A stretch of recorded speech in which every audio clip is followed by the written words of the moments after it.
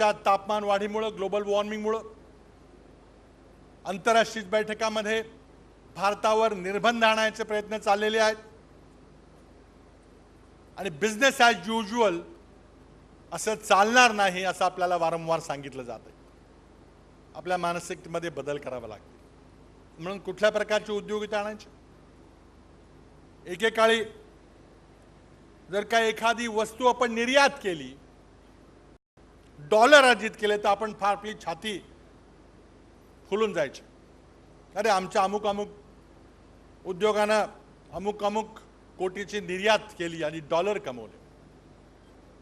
आज जग बदललेलं आहे, भारतही बदललेलं आहे. डॉलर ही बाजारात मिळणारी वस्तू आहे. ठाकूर साहेब सांगतील, आता इथून रस्ता ओलांडून एखाद्या बँकेत गेला तर तुम्ही जेवढे तुमच्याकडे रुपये आहेत तेवढे तुम्हाला डॉलर विकत घेता येतात. ही एक बाजारात खरेदी विक्रीची गोष्ट झालेली आहे. म्हणजे डॉलरचं काही महत्त्व आणि फार आपण त्याचं काही कौतुक करण्याची आता काही गरज नाही. गरज कशाची आहे? तर कोकणातला शेतकरी, कोकणातला मच्छीमार, कोकणातला एक लघु उद्योजक, त्याला आपल्या मालाची विक्री करता येते की नाही, आणि ती विक्री दिल्लीचा एखादा व्यापारी किती पैसे देतो किंवा जपानचा व्यापारी किती देतो याला महत्त्व नाही, जास्त कोण देतो याला महत्त्व आहे. कारण डॉलर ही परिवर्तनीय गोष्ट आहे आणि त्या शेतकऱ्याच्या, मच्छीमाराच्या, त्या लघु उद्योगाच्या खिशात 4 पैसे जास्त गेले पाहिजेत. व्हॅल्यू ॲडेड झालं पाहिजे. कच्चा माल, समजा आपल्या मच्छीमार बांधवांनी मासे पकडले आणि सरळ कोल्ड स्टोरेजमध्ये ठेवून विकून टाकले, त्यामध्ये काही व्हॅल्यू ॲडिशन नाही, मूल्यवर्धित काही प्रकारच नाही. कोणतरी दुसरा जाऊन तिथं तेच मासे घेतो, सीलबंद डब्यामध्ये ठेवतो, त्याचं खूप दिवस माल तो शेल्फवर ठेवता येतो आणि मग मोठ्या मोठ्या रिटेल शोरूममध्ये जाऊन तोच मासा ज्याची किंमत ही जवळजवळ 10 पट 20 पट होते. अर्थात त्यामध्ये जाहिरातीचा भाग आहे, ब्रँडचा भाग आहे. म्हणून आज आपली मानसिकता पाहिजे की आपण जे काही तिथं कोकणात करतोय तो कच्चा माल किंवा नुसता हापूस आंब्याच्या पेट्या भरून विकणं किंवा काजूची पाकिटं भरून निर्यात करणं, याच्यापेक्षा जे हे ज्या प्रकारामध्ये जास्त मूल्यवर्धित होणार नाही, व्हॅल्यू ॲडिशन होणार नाही, तिथं ठीक आहे.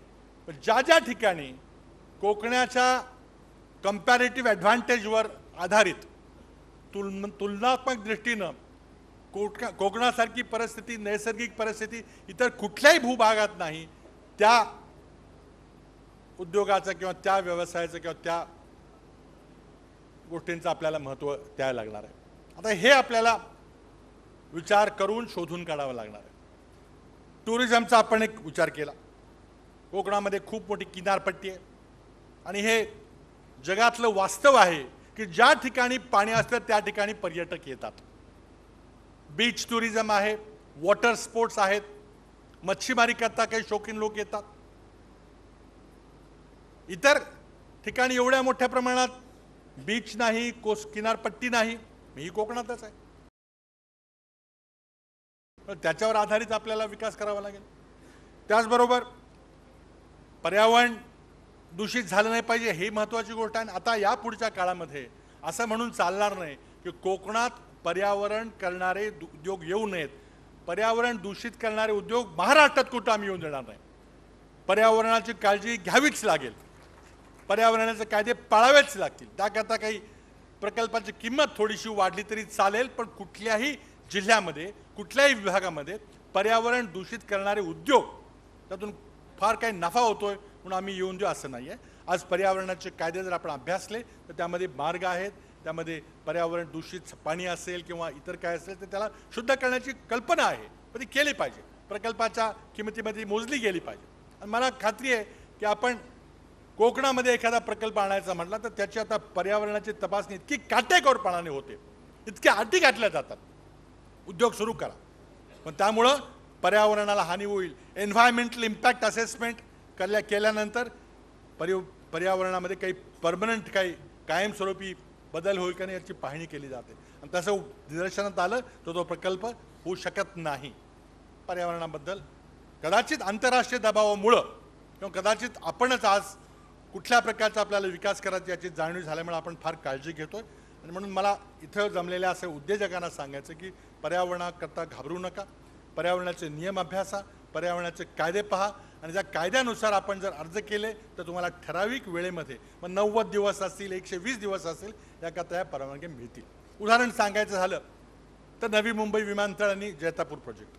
नवी मुंबई विमानतळाचा पर्यावरणाचं क्लिअरन्स हे 90 दिवसात मिळालं. अर्ज केलेल्या आणि अर्ज करताना बरंचसं काही करावं लागतं, माहिती पुरवावी लागते. ज्या दिवशी अर्ज केला त्याच्या 86व्या दिवशी जयराम रमेश यांनी नवी मुंबई विमानतळाचं पर्यावरणाचं क्लिअरन्स दिलं.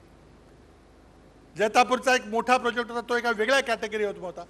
त्याची सगळी पूर्तता अणुऊर्जा विभागाने केली आणि ठराविक समय सीमेमध्ये म्हणजे 120 दिवसाच्या आत जैतापूरचं क्लिअरन्स आलं. काही पर्यावरणाला फार घाबरायचं कारण नाही, फक्त मात्र कायदे आपण सांभाळले पाहिजेत. कारण कोकणाची किनारपट्टी, कोकणामध्ये दूषित उद्योग व्हावेत कितीही फायदेशीर असले तरी बिलकुल चालणार नाही. आणि पर्यावरण सुरक्षित ठेवण्याकरता आपल्या सर्वांना मिळून, पण मग एका बाजूला पर्यावरणाची काळजी करायची, मग उद्योग आला नाही तर काय करणार? नाही, असं नाही होणार. महाराष्ट्रात कुठेही दूषित उद्योग येणार नाहीत किंवा केंद्र सरकार परवानगी देणार नाही, आपणही परवानगी देणार नाही. मग आता कोकणाचा कंपॅरेटिव्ह ॲडव्हान्टेज काय? जी गोष्ट कोकणामध्ये होऊ शकते ती इतर कुठं होऊ शकत नाही, अशा गोष्टी कुठं आहेत? त्या गोष्टी आपल्याला शोधून काढाव्या लागतील. आपल्याला सर्वांना माहिती आहेत, पण आपल्याला त्यावर फोकस्ड अटेन्शन द्यावं लागेल. उदाहरणार्थ स्वित्झर्लंडचं उदाहरण घ्या. अशाच प्रकारे निसर्गरम्य परिसर तो आहे. त्या ठिकाणी लाईट इंजिनिअरिंग उद्योग, घड्याळाचा उद्योग असेल, काय फार मोठा अवजड उद्योग नाही, फार मोठी ट्रकानं ने-आण करायची गरज नाही, छोट्याशा रेल्वेमध्ये टाकून माल ने-आण करत होतो. बऱ्याच लोकांना माहिती नसेल की स्वित्झर्लंड एक छोटासा देश आहे. त्या देशामध्ये मालाची ने-आण करायची असली तर एकाही ट्रकाला त्यांच्या देशामध्ये मालाच्या वाहतूक करण्याकरता जायची परवानगी नाही. मग समजा शेजारच्या राष्ट्रातून एखादा ट्रक भरून माल आणला असला तर मग तो कसा उतरायचा आपल्या कारखान्याबद्दल? तर तो ट्रक रेल्वे गाडीवर चढवला जातो आणि रेल्वे गाडीतनं ट्रक जातो खाली, ते उतरल्यानंतर मग तो ट्रक त्या फॅक्टरीमध्ये जातो. ह्या लोकांनी पर्यावरण जपण्याकरता काळजी घेतलेली आहे, कारण पर्यावरण पाहण्याकरता तिथं लोक येतात.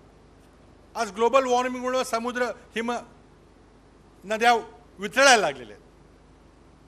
पर्यावरणाच्या ग्लोबल वॉर्मिंगमुळे कदाचित कोकणच्या किनारपट्टीमध्ये जर समुद्र सपाटी उंच झाली, 10-15 सेंटीमीटर जरी ग्लोबल वॉर्मिंगमुळं, जागतिक वातावरण तापल्यामुळं जर समुद्र सपाटी 10 सेंटीमीटर 2-4 इंच जरी वाढली तरी किती भूभाग समुद्राखाली येईल याची कल्पना आपण केली पाहिजे. याचे सगळे नकाशे, सगळे अंदाज इकडे आहेत. हजारो शास्त्रज्ञ आज या ग्लोबल वॉर्मिंगच्या दुष्परिणामाकरता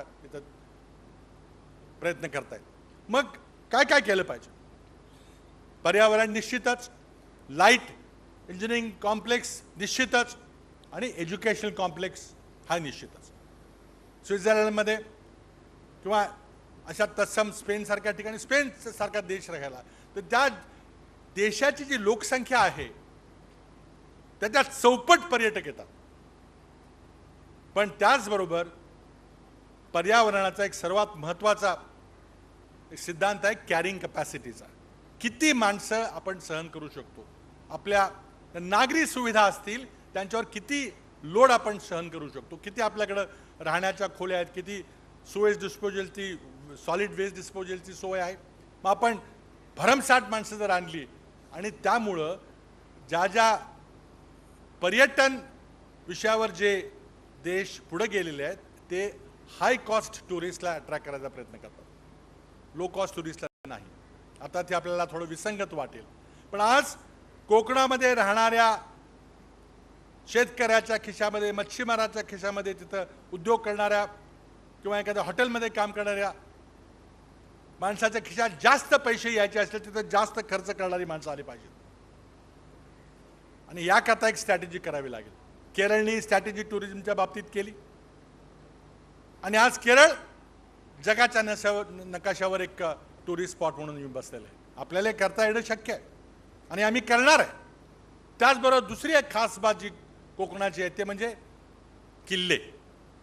या देशात नव्हे, मला वाटतं जगात फारच क्वचित असे देश असतील किंवा किनारपट्ट्या असतील जिथं एवढं समृद्ध आपल्याला हे साधन मिळतं. पण त्यांची आपल्याला त्या सर्व किल्ल्यांची निगा राखली पाहिजे, संरक्षण केले पाहिजे. काही चांगली परिस्थिती नाही आहे. आज माणसं किल्ले बघायला यायला आकृष्ट आहेत, पण त्याकरता एक टुरिस्ट पॅकेज करावं लागेल. आपण डेक्कन ओडेसी नावाची एक रेल्वे तयार केली, श्रीमंतांच्या करता होती. कारण जवळजवळ मला वाटतं 1 लाख 1.5 लाखाचं काही तिकीट आहे 7 दिवसाचं. पण ती माणसं आली तिथं रस्त्यात उतरली, तिथं जरी खर्च केला तर तो खर्च करण्याची सीमाही वेगळी असते. आणि अशा काही ज्या कल्पना आहेत त्या कल्पना आपल्याला राबवून एक कोकणाकरता विशेष स्ट्रॅटेजी करावी लागेल. उद्योग आकृष्ट करावे लागतील. मला सगळ्यात महाराष्ट्राची जी चिंता आहे ती चिंता आपण रोजगार निर्मिती कशी करणार याची आहे. एका बाजूला आपण अनेक शिक्षण संस्था निर्माण करतोय, साक्षरतेचं प्रमाण जवळजवळ 80% पुढे जातंय. ही मुलं साक्षर होऊन कोणी मॅट्रिक होईल, कोणी 12वी पास करेल, कोणी ITI करेल, कोणी ग्रॅज्युएट होईल. आणि आपण कुठं नोकऱ्या देणार आहे? आज सरकार काही नोकऱ्या निर्माण करू शकत नाही. आपण मंत्रालयात बघितलं तर रिक्रुटमेंट फ्रीज आहे, भरती बंद आहे. मग कोण नोकऱ्या तयार करणार? आपण हे नको ते नको करत बसलो तर नोकऱ्या कोण तयार करणार? का शेवटी कोकणातल्या माणसानं मुंबईतच जाऊन फुटपाथवर काही दिवस झोपून मग कुठंतरी एखादा गाळा खोली मिळते का बघायचं आणि कारकुनी करायची? का कोकणातला तरुण चांगलं शिक्षण घेऊन एक मोठा उद्योजक बनू शकत नाही? आज आहेत या ठिकाणी व्यासपीठावर बसलेले अनेक असे आहेत की ज्यांनी अशाच परिस्थितीमध्ये, खडतर परिस्थितीमध्ये, काही जणांतर स्ट्रीट लॅम्प खाली अभ्यास केलेला आहे, पण ते यशस्वी झालेले आहेत. पण आपण शासन आणि आपण सगळे यशस्वी या ठिकाणी उद्योजक बसलो, आपण सगळे मिळून अशी परिस्थिती निर्माण करण्यात आहोत का हे रोजगार निर्माण करणारे उद्योजक ठरतील. नुसतीच नोकरी मागणारे ठरणार नाहीत, तर रोजगार निर्मिती करणारे उद्योग ठरतील. त्यामुळं प्रत्येकाला आपल्या घराजवळच जर रोजगाराचं साधन मिळालं आणि चांगला रोजगार मिळाला तर काही कुठं जायचे कारण पडणार नाही. आज मला आनंद आहे की राणे साहेबांनी आपल्याला एक वेगळं मार्गदर्शन केलं. खरोखरीच कोकण आम्ही मागासलेलो आहोत म्हणून काहीतरी मागायला जाणं ही मानसिकता आता बदलली पाहिजे. कोकणामध्ये जी समृद्धी आहे त्याचं जतन करून, त्याचं योग्य नियोजन करून, एक विशेष स्ट्रॅटेजी ठरवून आपण कोकण हा संबंध राज्यातला सर्वात विकसित आणि सर्वात समृद्ध असा विभाग जो आज आहे, पण त्याला आकडेवारीमध्ये आपण कसं परिवर्तन करू शकू याची आपल्याला सर्वांना आपल्याला मिळून प्रयत्न करायचे. अर्थात त्यामध्ये प्रश्न आहेत, समस्या आहेत आणि त्या समस्या सोडवण्याकरता मला वाटतं या सेमिनारचा उपयोग आम्हा सर्वांना होईल. मी खूप काय ऐकलं, खूप कल्पना आपण मांडल्या, मागण्या केल्या. मागण्यात आम्ही करू शेवटी राज्याचं ते कामच आहे आणि राज्याचा मुख्यमंत्री माझं ते कामच आहे की सर्व महाराष्ट्राचा संतुलित विकास झाला पाहिजे. आणि आता राणे साहेबांनी सुनीलजी तटकरे इथं आलेले आहेत, ते तर सारखे कोकणाकरता इतके आग्रही भूमिका घेऊन तिथं करतात. त्यामुळं शासनाकडून काही कमी होणार नाही, पण तेवढ्याने भागणार नाही. नुसत्या शासनाने काहीतरी जिल्ह्याच्या योजनेकरता काही थोडे पैसे दिले, एखादा रस्ता घेतला, एखादा महामार्गाचे काही टप्प्याटप्प्याने गेले, महामार्ग झाला तर कदाचित एखाद्या आंध्राच्या किंवा पुण्याच्या कॉन्ट्रॅक्टरला काम मिळेल. पण त्यामुळं कोकण रेल्वेसारखा अनुभव आला नाही पाहिजे. त्यातून काहीतरी वेगळं घडलं पाहिजे आणि ते वेगळं घडवण्याकरता मला वाटतं आजच्या या परिषदेचा, या संमेलनाचा उपयोग होईल. मी निश्चितच उद्या चाललोय, सिंधुदुर्गला चाललोय, रत्नागिरीला चाललोय, मी तिथं जैतापूरलाही जाणार आहे. त्या ठिकाणी एक निव्वळ राजकीय कारणाकरता एक वातावरण पेटवलं गेलं. आज माझ्या दृष्टीनं भारतातला सर्वात मोठा औद्योगिक प्रकल्प, या प्रकल्पामध्ये 1,00,000 कोटी रुपयाची गुंतवणूक अपेक्षित आहे आणि जो पर्यावरणाच्या दृष्टीनं सुरक्षित आहे आणि त्याकरता केंद्रीय पर्यावरण खात्यानं सुरक्षिततेचं सर्टिफिकेट दिलेलं आहे. अशा प्रकल्पाला ज्याला 960 हेक्टर जमीन लागणार आहे, एकही घर त्यामध्ये जाणार नाही.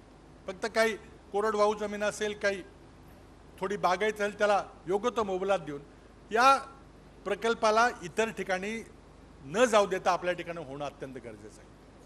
केंद्रीय ऊर्जा खात्यानं जैतापूर बरोबर गुजरातमधल्या मिठी विरदी म्हणून गावी भावनगर जिल्ह्यातल्या, आंध्र प्रदेशमधल्या काकीनाडा जिल्ह्यातल्या कोवाडा म्हणून जागी, पश्चिम बंगालमधल्या हरिपूरच्या ठिकाणी, मध्य प्रदेशमधल्या नर्मदेच्या धरणाच्या ठिकाणी बर्गी म्हणून जागेवर आणि हरियाणाच्या फैजापूर डिस्ट्रिक्टच्या एका गावी 6 मोठे प्रकल्प उभा करण्याची घोषणा केलेली आहे। कालच मला अणुऊर्जेच्या अध्यक्षांनी सांगितलं की आंध्र प्रदेशने सांगितलं आणि गुजरातने सांगितलं की सर्वच्या सर्व जमीन लागणारी ही 2-3 महिन्यामध्ये आम्ही हस्तांतरण करू।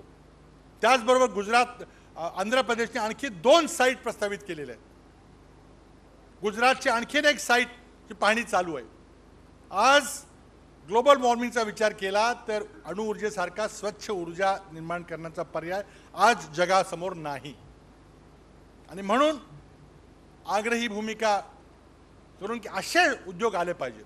कोळशाच्या आधारित उद्योग आपल्याला आणावे लागतील। आपली जी ऊर्जेची परिस्थिती आहे, सरासरी 750 युनिट दरवर्षी आपली खपत आहे, वापर आहे। महाराष्ट्रामध्ये 900 युनिटचा वापर आहे, पण जगाची सरासरी 2900 आहे आणि प्रगत राष्ट्रांची, ज्याला आपण डेव्हलप्ड नेशन म्हणतो, अमेरिकेच्या राष्ट्रांची सरासरी दरवर्षी हा वापर 15,000 युनिट्स आहे। तर 15,000 तो सोडा, पण 900हून आपल्याला जगाच्या सरासरीपर्यंत पोहोचायचं असेल तर आपली विद्युत क्षमता ही चौपट करावी लागेल। कशी करणार आपण? कोळशाशिवाय पर्याय नाही। अणुऊर्जा असेल, जलविद्युत योजना असतील, पवनचक्क्या असतील, सौर ऊर्जा असेल, 2-4-5% विषय आहे। 60% आपल्याला अजूनही ऊर्जा कोळशापासूनच करावी लागेल। तर कोळशाचे प्रश्न आहेत, म्हणून 10,000 मेगावॉटचा प्रकल्प आहे जो आपण जैतापूरच्या माध्यमातून प्रस्थापित होणार आहे। तो 10,000चा एक अणुऊर्जा प्रकल्प करायचा का 1000 मेगावॉटचे 10 कोळशावर आधारित प्रकल्प उभे करायचे, याचा जर आपण विचार केला तर उत्तर काय येईल मला माहिती आहे। म्हणून मला आनंदाने सांगत, आम्ही बरेच प्रयत्न केले, राजकीय हेतूनही काही दूषित प्रचार करायचा प्रयत्न केला होता। त्याकरता पब्लिक हिअरिंग झालं, पर्यावरण खात्यानं मान्यता दिली। मी मुद्दाम मुंबईला सर्वांना पाचारण केलं होतं की टेक्निकल तुम्ही जे प्रश्न उपस्थित केलेले आहेत अणुऊर्जेबद्दल, त्या प्रश्नाची उत्तरं शास्त्रज्ञांच्याकडे आपण घेऊया। डॉक्टर काकोडकरांसारखे, डॉक्टर बडवे टाटा कॅन्सर हॉस्पिटलचे त्यांनी दिली, ती बैठक झाली। आज भारतामध्ये 20 अणुभट्ट्या आहेत। 2 मोठ्या अणुभट्ट्या रशियन कोलॅबोरेशननी तामिळनाडूमध्ये उभ्या राहतात। कोकण किनारपट्टीवर तारापूरला अणुभट्ट्या आहेत, कोकण किनारपट्टीवर कारवारमध्ये अणुभट्ट्या आहेत। या जर असुरक्षित असत्या तर केंद्र सरकारनं किंवा महाराष्ट्राचा मुख्यमंत्री त्याला पाय तरी ढाकळून दिला असता का? पण या असुरक्षित नाहीत, उलट हा जो ऊर्जेचा पर्याय त्यात सर्वात उत्कृष्ट पर्याय म्हणून आज अणुऊर्जेकडे पाहिलं जातं। म्हणून जगात फार मोठ्या प्रमाणात प्रसार होतो। उद्या मी जाणार आहे, लोकांना समजून सांगणार की माझी भूमिका मुख्यमंत्री म्हणून तुम्हाला जमिनीचा जास्तीत जास्त मोबदला दिला पाहिजे, कारण मोबदला आहे केंद्र सरकार देणार आहे।